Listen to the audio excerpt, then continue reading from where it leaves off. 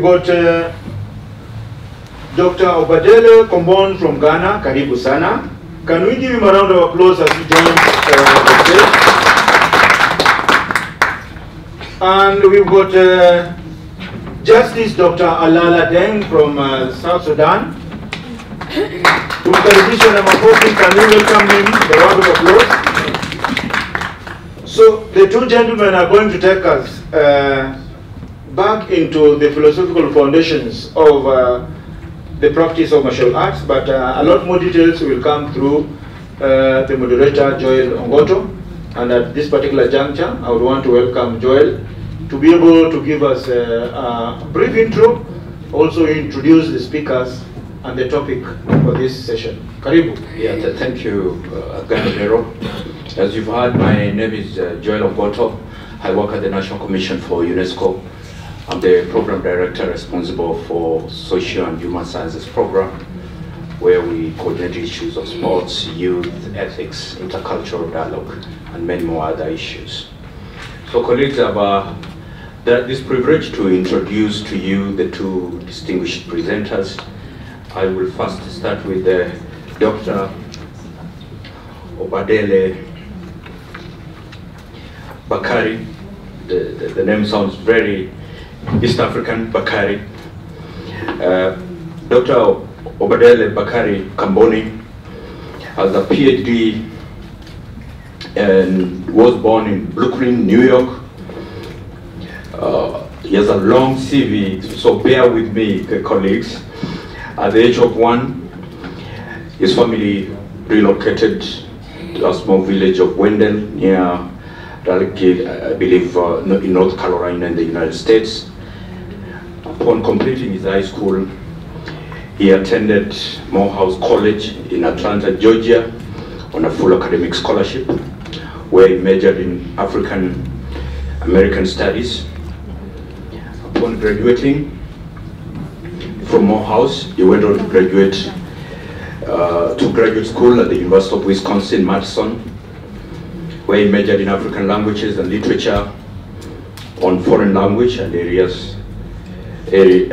studies fellowship. He has a long CV, ladies and gentlemen. Obadele has taught at various tertiary institutions throughout the United States, Chicago area, Northeastern Illinois, Chicago State University, Malcolm X College, where he taught African communications, Tiwi and Yoruba. Obadele taught at various educational institutions throughout Chicago, from preschool to high school. I think you heard in the morning, he speaks perfect Swahili, really better than some of us who are in East Africa. He also speaks Wolf. Ladies and gentlemen, Obadele moved to Ghana to pursue his PhD in linguistics at the University of Ghana at Legon. While completing his doctorate, he taught at the African University College of Communication, teaching Pan-Africanism, African Diaspora Studies, African Biographies, and African Spiritual Systems. To just summarize this, he has a long CV. We want to hear what Dr. Obadele has for us. As a Ghana sage, our topic, look at the program, is the need for martial arts, philosophical tenets and values, and reflective discussions. Dr. Obadele is going to take us through the first presentation, Humanity and Martial Arts, a reflective expose of African martial arts heritage. And without much ado, we have just 1 hour to have the two presenters present and then interact with you through questions and a plenary. So let me kindly take this opportunity to welcome Dr. Obadele to interact with you this morning. Karibu, Bwana Obadele. Yeah, his Swahili is perfect. He's better than me. Yes. I don't know whether you prefer to go there or here? No problem. Yes. Yeah, it's okay. Hamjambo. Nzuri sana. Habari za asubuhi. If I would have prepared, I would have done my whole presentation in Kiswahili. All right. Today, as you see, we have very short time, so I want to go very quickly. We'll be dealing with African fighting arts. Now, you'll notice that I'm not using the term martial arts, and there's a reason for that that we'll come to in the presentation itself. And we have one statement that is objective, the oldest, and one statement that is subjective, the most effective. It's subjective, yet it's based on actual case studies that I have done in my own research. If we can move forward. So a little bit of background. African combat sciences are the oldest in the world, and this is a picture of African warriors, and you see them holding their battle axes, looking just like many of us here in this room. Continue, please. So this is our esteemed elder Ashra Kwesi going into the origin of so-called martial arts, which he refers to as Muntu arts, if we can play that very quickly.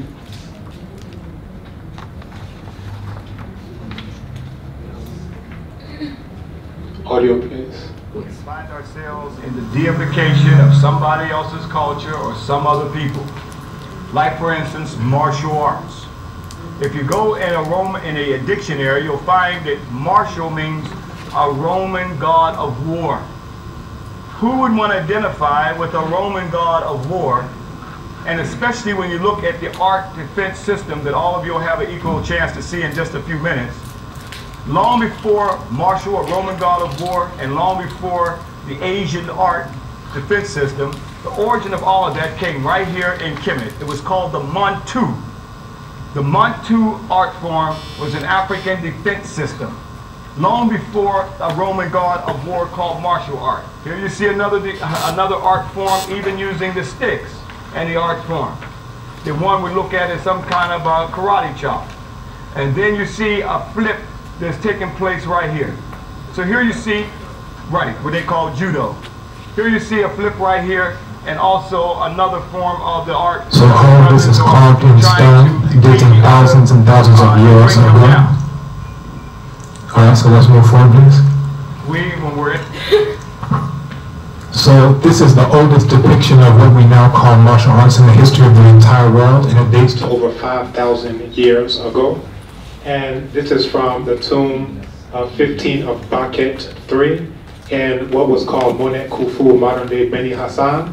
And what you see is every single type of possible wrestling position, grappling position, and many other positions. And one thing that you will notice is that no one on that mural looks like perhaps Jackie Chan or Bruce Lee or Tony Jaa. All of them look just like many of us in the room right now. However, very few of us get a chance to actually see this again in stone in this tomb. And from a wrestling book in 1897, it said, not far from the banks of the Nile in the tombs of Beni Hassan, wrestlers are depicted in almost every position now known. We need but to look at them to realize that we have made no material advancement over ancient Egyptians. So when they say Greco-Roman wrestling, it's a misnomer. When we say martial arts, it's a misnomer. If we can move forward, please. So Muntu was the ancient deity in ancient Kemet, the place where all of those people, they called themselves Kemetiu, which simply means black people. They didn't say that they were ancient Egyptians. They said that they were Kemetiu, which just means black people, and this was their deity of war. However, when we look at Mars, now Muntu, we go back 5,000 years.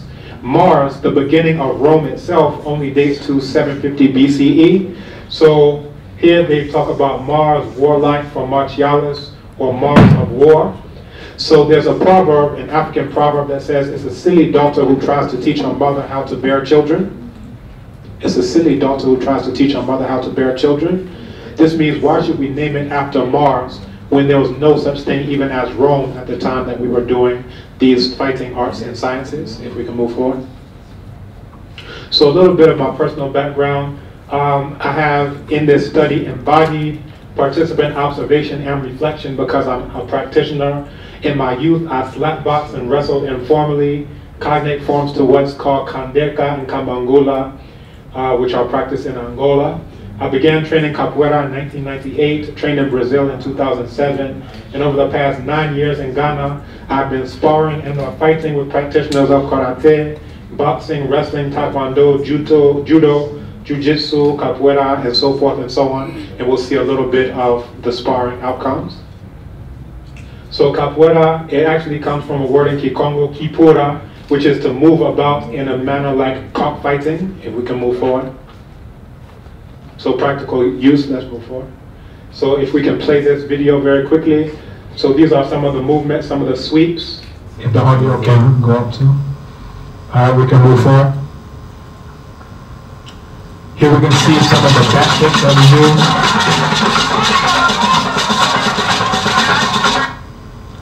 Alright, we move forward.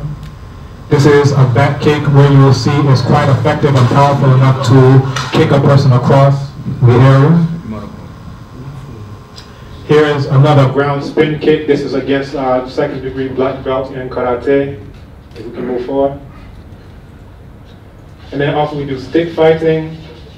So there's an instrument called the beard and bow, which is a long staff, and we use that to very great effect. Move forward, please.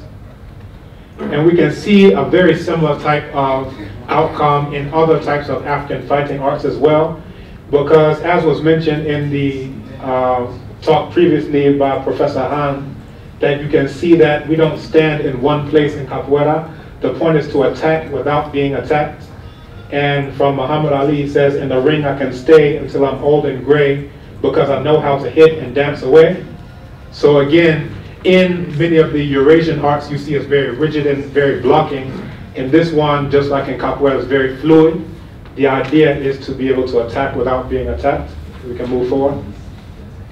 And we see the same thing with Anderson Silva, who is a practitioner of capoeira, who has the record for consecutive defenses of his title, where he's able to attack without being attacked.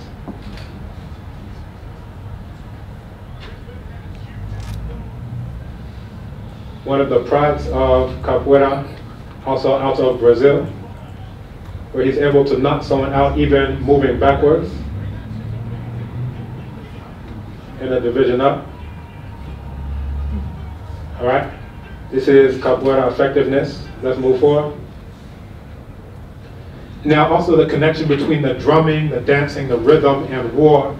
This is not a new thing. Once again, we can go back to ancient Kemet, what they call ancient Egypt, and in it talks about Imhab was not a plain drummer, but as part of the royal army, a royal drummer. Imhab's assertion that he kept alive while his lord killed relates to the result of his drumming, which was encouraging and constructive for the Egyptian army, as well as paralyzing and destructive for the enemy. So the rhythm of it is also part of the combat science. We can move forward.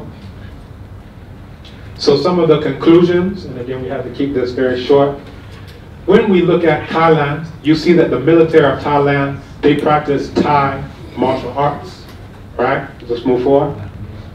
If you look at Japanese, you see that the Japanese military historically practices Japanese martial arts. Let's continue. If you look at Israel, you see that they practice Krav Maga, Israeli martial arts. Let's move forward. If you look at Korea, and we have Korea represented here, you see they practice traditionally in their military Korean martial arts. Let's continue. If we look at Indonesia, you see that they practice Pencak Silat, some of these other Indonesian martial arts. Let's continue. If you look at Malaysia, you see that there too they practice Malaysian martial arts. Let's continue. If you look at the Filipino military, you see that they practice Filipino martial arts. Let's continue. If you look at the Chinese military, you'll see that traditionally they have practiced Chinese martial arts. Let's continue. However, when we come to the African military, what do we find? Do we find us practicing capoeira?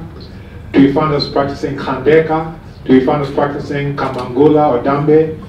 No, what we find is them practicing also Eurasian martial arts, oftentimes because they don't even know that the African ones exist, much less do they know that they are also effective and the oldest in the history of the world.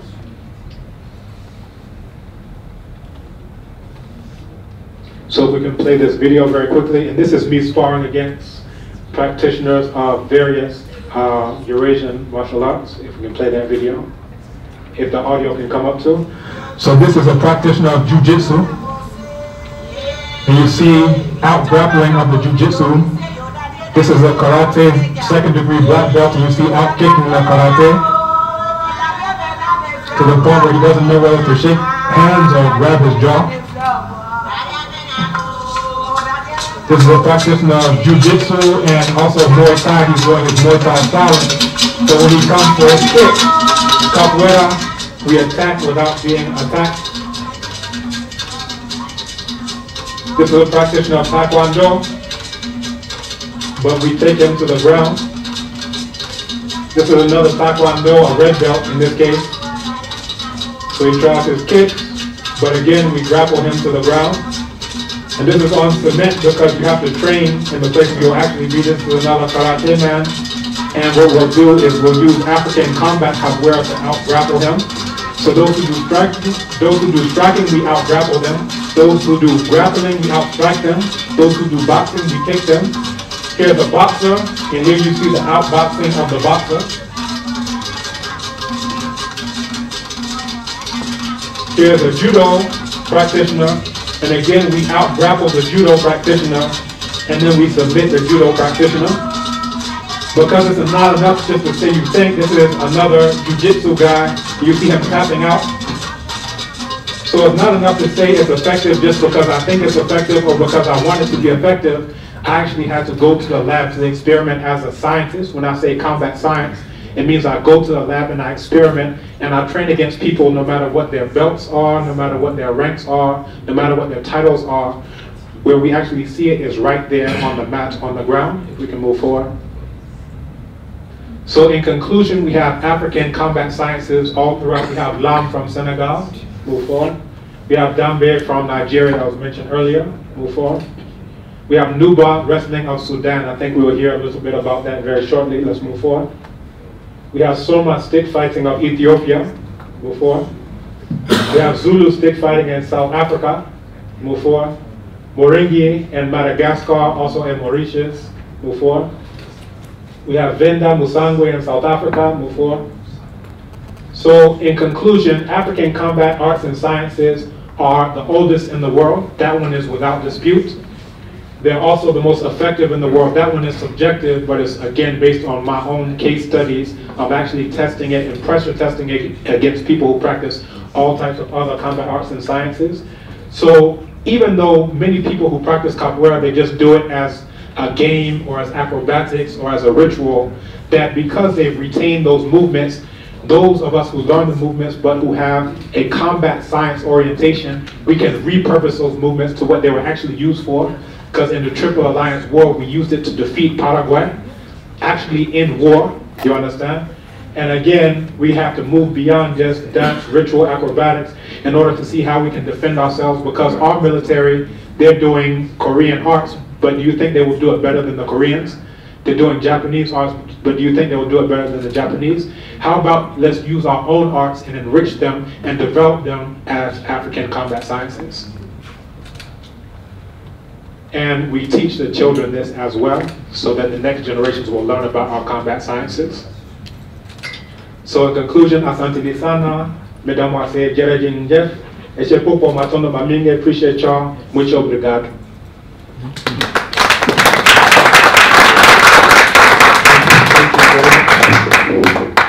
Thank you very much. You've heard from Dr. Obadele. He is saying African martial arts is the oldest in the world and the most effective. I think that's what we need to pick from this presentation. I think being an African, something that I did not say, Obadele is an African chief installed by the Asante, Asante Kingdom. Some of you know that. But because I don't know the Asante dialects and sub-tribes, allow me to read that apart from being a Ghanaian citizen, in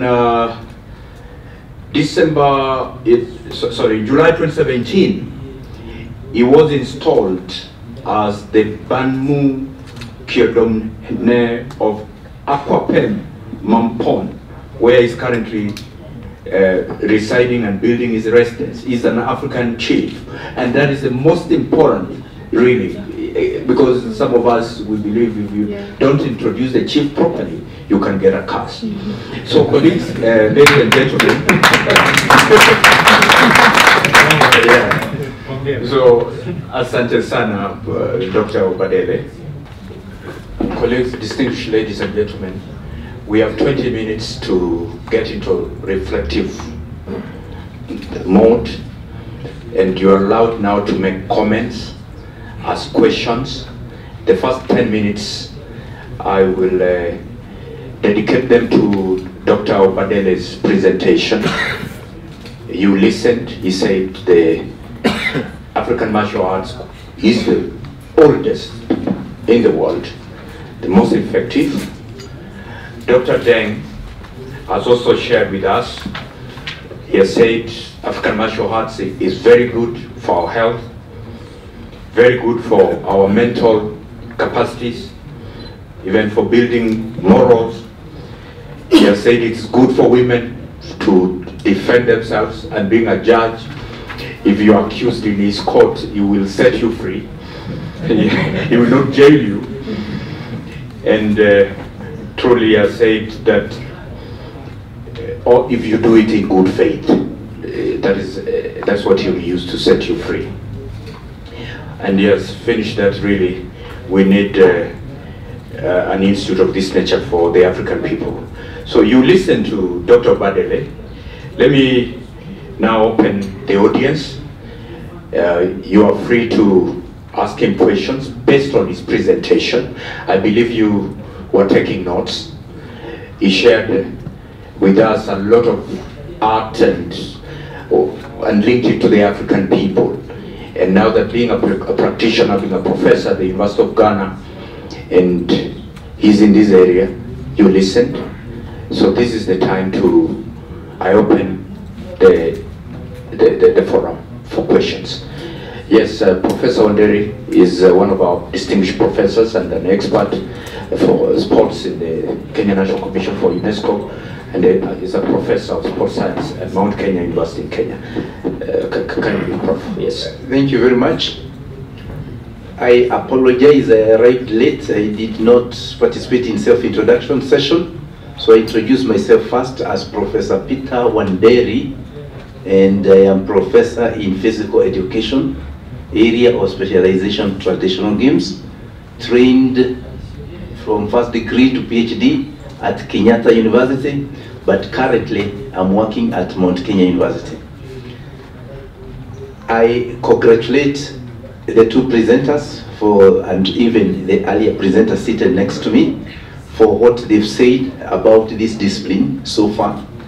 And my question specifically, yes, goes to my colleague, Professor, that at the beginning of his presentation, which was good and broad and wide and also deep, he did not want to use, he actually introduced the word fighting and promised that he will come back to martial arts at a particular moment. And he indeed came back to it.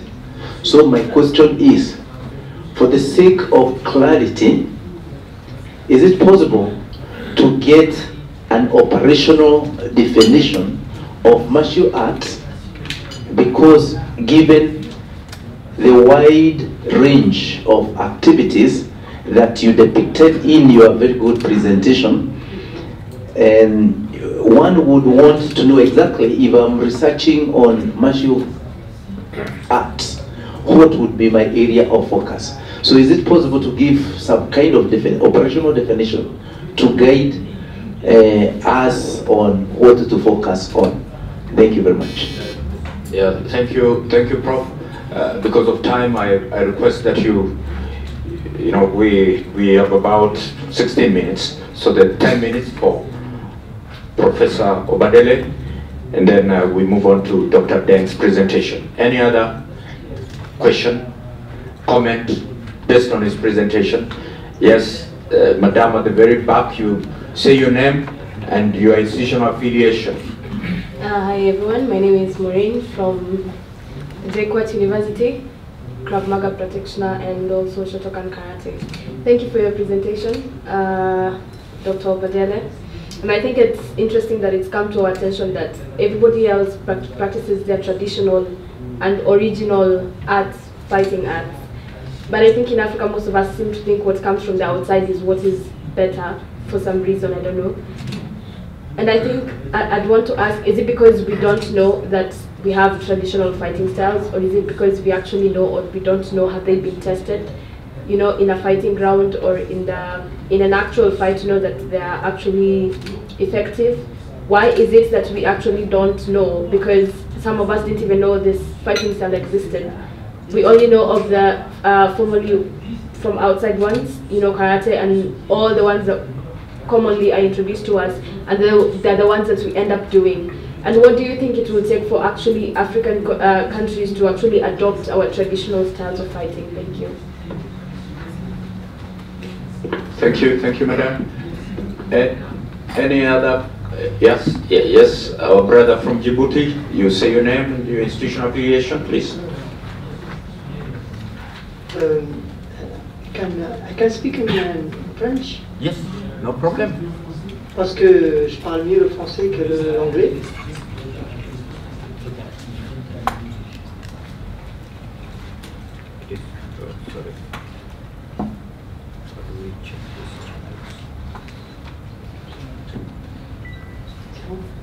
The channels are not changing.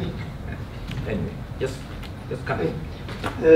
Bonjour, je m'appelle Nasser Ali, je suis conseiller technique au ministère de l'Éducation nationale à Djibouti et je suis responsable du sport scolaire, en fait, sur toutes les formes, en allant du collectif à l'individuel.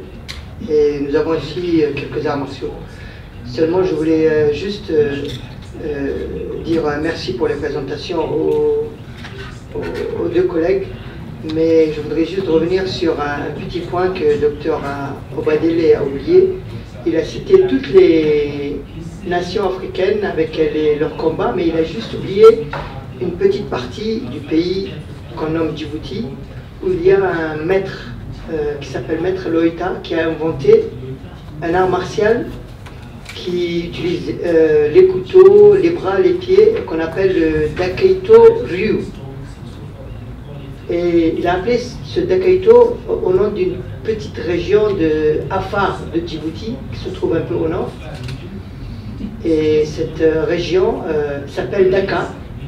Et il a continué sur ça en appelant ça le Dakaito Ryu. Si vous voulez de plus ample information, c'est parce que je n'ai pas vu Djibouti, parce que le peuple Afar était des grands combattants.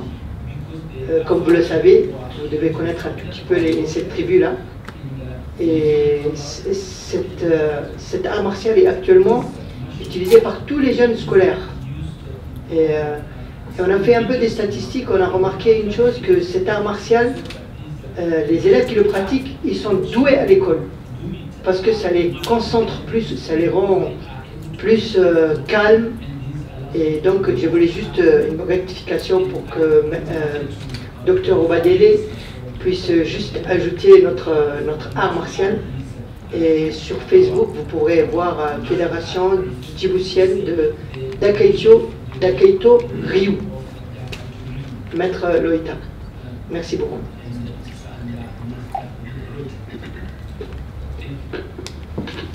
Thank you very much.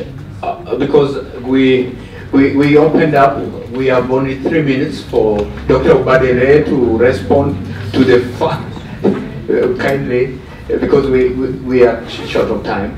So let me allow Dr. Obadele to respond to the 3 questions and comments. Asante sana. In terms of the first one, operational definition of martial arts, any definition we can look at it on 2 fronts. One is in terms of etymology, another is in terms of current use. So in terms of etymology, that's what I focus more on. That's derived from Mars, the Roman god of war.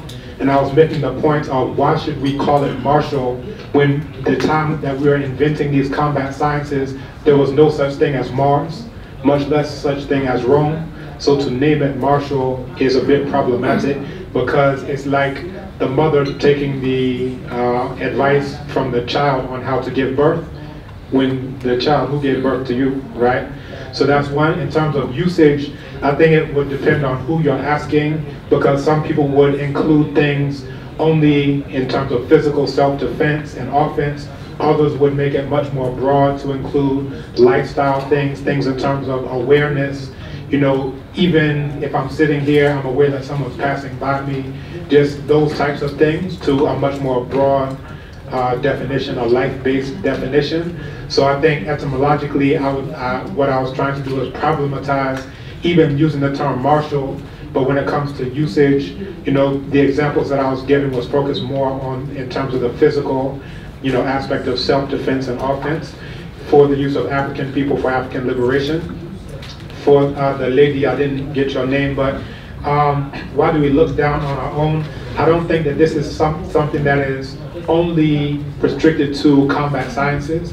I think that it's in every area, in terms of our language, in terms of our clothes, in terms of our skin color, in terms of our hair texture, and it's intentional.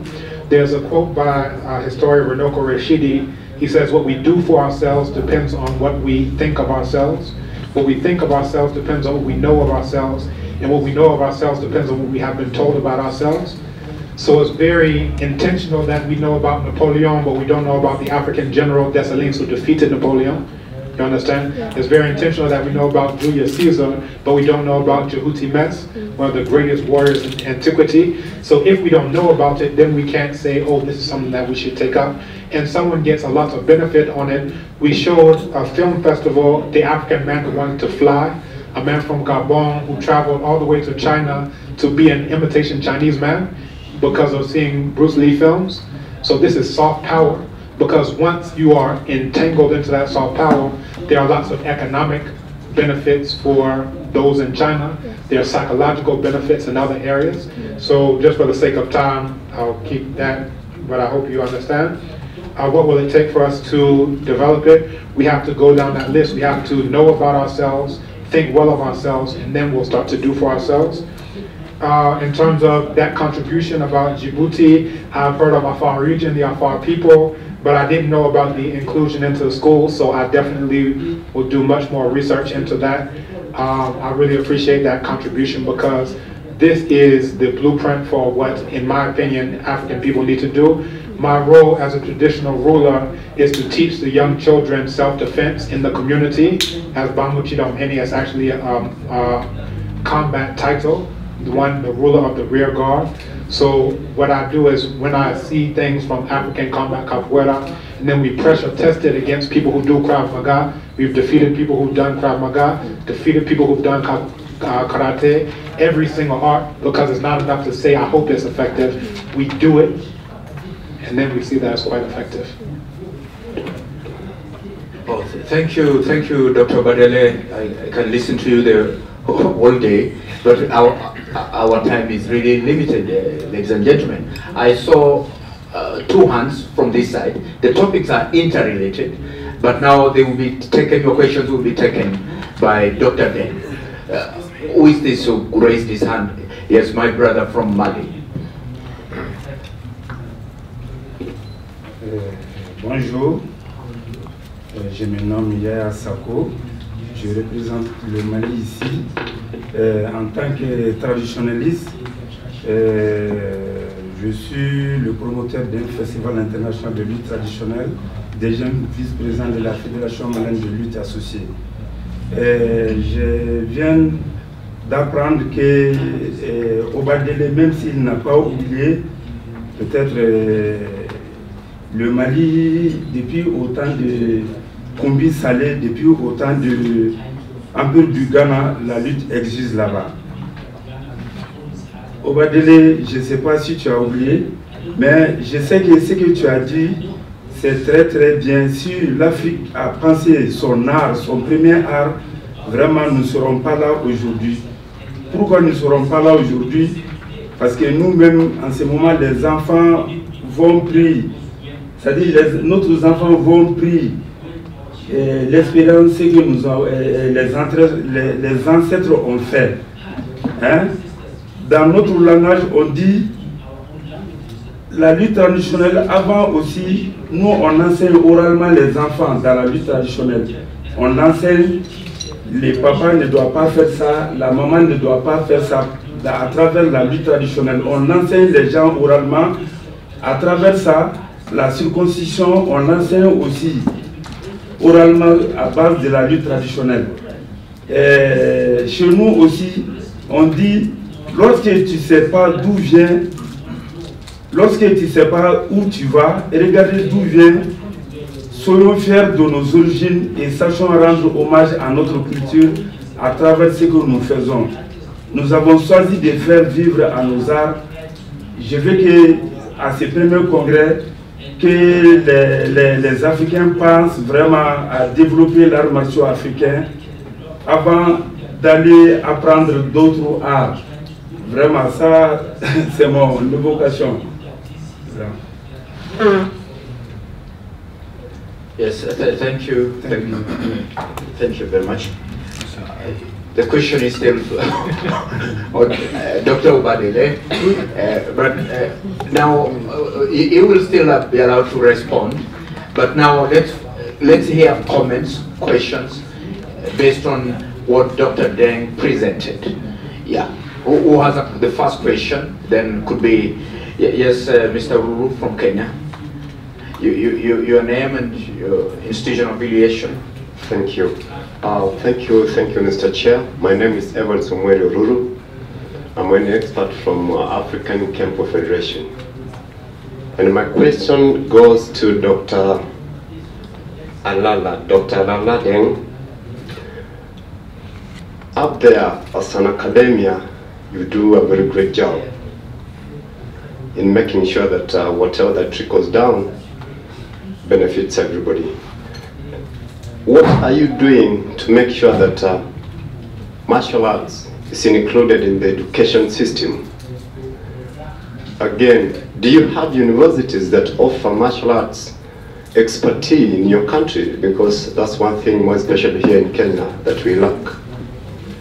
Number two, what do you think, according to your research, is the genesis of war? And what are the remedies and what are the repercussions? Thank you. Yes, let's say, yes, at the back, your name and your organization, your country. My name is Professor Samson Wasara. I'm coming from the same country with Alala. So I think the presentation for Alala is in place, and most of the presentations think that Africans are already detached from their martial arts because the government is not supporting them very much to elevate the status of these activities. What I want to underline here is that we have so many events in a society where people practice this martial arts as a kind of remembrance of the past. Say, for example, during initiations, when there are initiations actually in a community, you will find that there will be practices, especially among the Nilotics in South Sudan, of stick fighting, all right? And among the non-Nilotic, who are the Bantus, we have also in South Sudan, they actually have what they call initiation.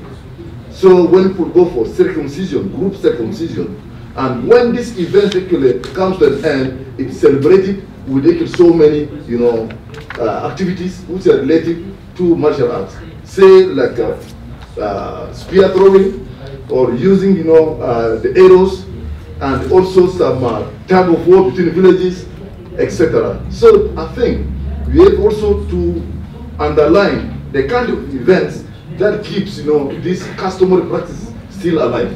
So this is what I can contribute as a kind of comment to justice, and even to Dr. Obadele. Obadele, yes. yeah. So thank you very much. Thank you, Prof. I don't want to hurry the comments. because all these topics are interrelated. If you have a burning question, you can move it on to the next presentation because they are interlinked. Yes, your name and your organization. Yes, thank you so much, moderator. I'm David Twebaze from Uganda National Commission for UNESCO. My question is directed to the professor and the judge from Southern Sudan. The challenge that we have had as Africans is the issue of documenting our history that includes this art, the art of fighting and self-defense. And the strategies, of course, of popularizing this kind of art is a very big challenge that we would have, given the kind of dominance we had in the process of building our nations, including your own as the youngest nation in the world. Now, my question is, as a scholar and professor, what strategies do you have, or what strategies would you put in place, first of all, to document this form of history, and then to popularize this art of fighting among Africans? Thank you so much, Professor. I think let me close it here and allow Dr. Deng to respond 2 minutes, and could be 1 minute for Dr. Badere to wind up, and then we request you to appreciate them. Thank you. Dr. Deng.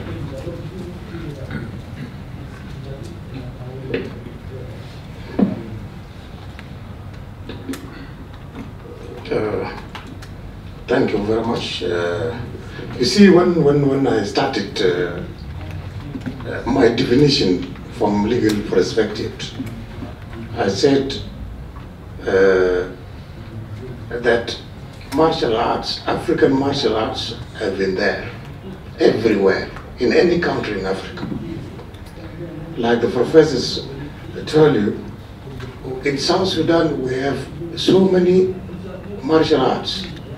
Those martial arts, I call them naked martial arts, where the art is not regulated and is not guided by any regulation. For example, it's pure fighting, it's stick fighting, wrestling, and so on and so forth. By recognizing that we have, I'm even saying that we, the Africans now, it is time now to come up and start develop our own martial arts and raise them to the international level. It can be done. But this, of course, need states commitments, government commitments, and so on and so forth. And this will bring me to this, this brings me to the question of Mr. Evans and Mr. David. That the involvement of the official institutions is very crucial, it is very important. It cannot be done by just communities or these indigenous whatever. It should be taken by the government. And to ensure, enshrining all these African martial art into curriculums and start teaching the youngnesses from primary up to universities. In South Sudan, we don't have this. Like any other country, in so many countries in Africa, they don't have this in their curriculums.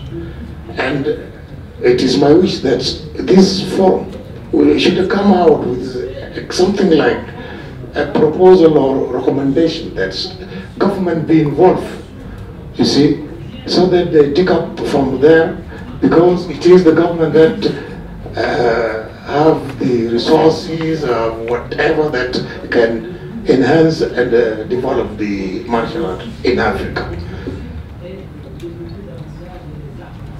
So the challenges are there and they are uniform. But this is the starting. Now for me, we will go with the professor. Take the recommendations of the forum or the Congress and try to pressurize our own government to at least do something. All right? But my presentation, as I clearly put it, it is about all martial arts that I call the regulated one. A sporting fighting that is regulated, not a naked fighting. That's why. Thank you. Thank you very much. I think we have eaten into 5 minutes of the next presentation, but I'll share this 1 minute 30 seconds for Dr. Badele, because there was some comment based on his presentation, and then we wind up. Okay, I'll keep it as short as possible. Growing up, we did what's called slap boxing, which is just like boxing, but we keep our hands open and we would do that. But we never saw it as anything important. We just, oh, that's just what we do. I had a student who came to learn capoeira from Niger, and I said, well, what indigenous combat sciences do you have? They started saying, oh, we have karate, we have taekwondo, we have this. And I said, no, what indigenous ones? He said, oh, we just have wrestling, it's nothing important. He didn't see it like anything the same way growing up. I didn't see our slap boxing and wrestling as anything. And I think that that's a major problem. In terms of what came up before in terms of martial arts, I think that we can look at a tripartite definition in terms of arts, sciences, and ways. So arts are the things very clearly that are beautiful, you know, that are set, formal types of things. Sciences are the ones that you test, and then ways are the lifestyles, the things that permeate all aspects of your life. And I think that as a Congress, it will help us to delineate things in that type of way, so we can look at, and again, people keep saying martial. I would like to put out the term Muntu, because that was the original African divinity of ancient Kemet. So you have Wat Nit Munchu, the ways of Munchu. So we have Munchu arts, we have Munchu sciences, and we have Munchu ways. And I think whatever we discuss can be discussed under that type of rubric for the future. Oh, thank you very much, Dr. Badele. At least you've listened to them. You've gotten their views based on the presentations that they were given by the organizers. And really, I want to thank Mr. Han. He has handed us another 3 minutes. So then if you have a burning question, let me hear from 1 minute, and then we wrap up. Yes. Bonjour. Bonjour, je m'appelle le secrétaire. Je m'occupe du Mali. Moi, je suis pratiquant du judo.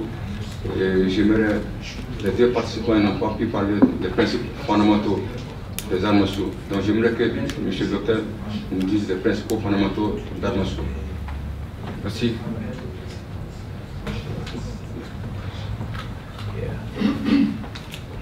Yeah, thank you. Fundamental principles of martial art between the two. We'll take the question for 1 minute. Oh, my brother from Uganda. Oh, yes. Thank you so much, moderator. I'm going back to Professor. When he talked about government taking over and supporting our art of fighting. To me, government will not just come in. We need to contextualize this art of fighting, the African art of fighting. We need to come up with papers, well-written papers, with objectives, justification, and rationale to convince these governments to take on. So the two professors here have, I think, an assignment to do. Thank you so much. Thank you. Let me share the two questions: fundamental principles and the role of government in martial arts for Dr. Deng and Dr. Obadele for fundamental principles of martial arts. Okay. In my view, the most fundamental principle is the oldest legal system, the oldest law system in the history of the entire world was found here in Africa, and it's called Ma'at. And Ma'at stands for truth, justice, righteousness, propriety, balance, order, harmony, and reciprocity. And I want to focus on propriety because when we're discussing Munchu arts, or what some people refer to as martial arts, the most fundamental thing is doing the appropriate thing at the appropriate time. Now sometimes that's if someone punches, then you dodge and you kick. Sometimes that is if someone tries to grapple you, you box them. Sometimes it's that you don't fight them, right? So doing the appropriate thing at the appropriate time and having the wisdom to know when this is appropriate and when this is not appropriate. Once it comes to the fight aspect, then I would say attacking without being attacked is the most fundamental thing in fighting. But overall, in terms of combat ways, I would say doing the appropriate thing at the appropriate time is the most fundamental. Thank you, thank you. Dr. Deng, one minute. Yes, thank you. You know, I agree with Brother David. 30 seconds. Yes, I agree with him totally. That government will never take it up from there unless there is very, very, very sound research that's convinced the government that is true, and that's why I propose from the beginning that a kind of institute. This is the starting institute, center, whatsoever call it, should be established to take up this issue of research in Africa, all right? And also it can be disseminated, and each and every state in Africa establish its own center for research and so on and so forth. Thank you. Thank you. Thank you, participants, ladies and gentlemen. I have the honor to chair a very strong panel of an African chief and a justice of the Supreme Court. So, you know, I believe I've done justice, Chief. I believe you've given me the blessings, I believe. Thank you. And Justice, if I appear in Juba, and luckily I land in your court, you will set me free. So ladies and gentlemen, let's appreciate the two really distinguished panelists. And I take this opportunity to welcome my next moderator, the moderator who takes over the next panel, Mr. Ganodero Agans. Thank you. Asante sana.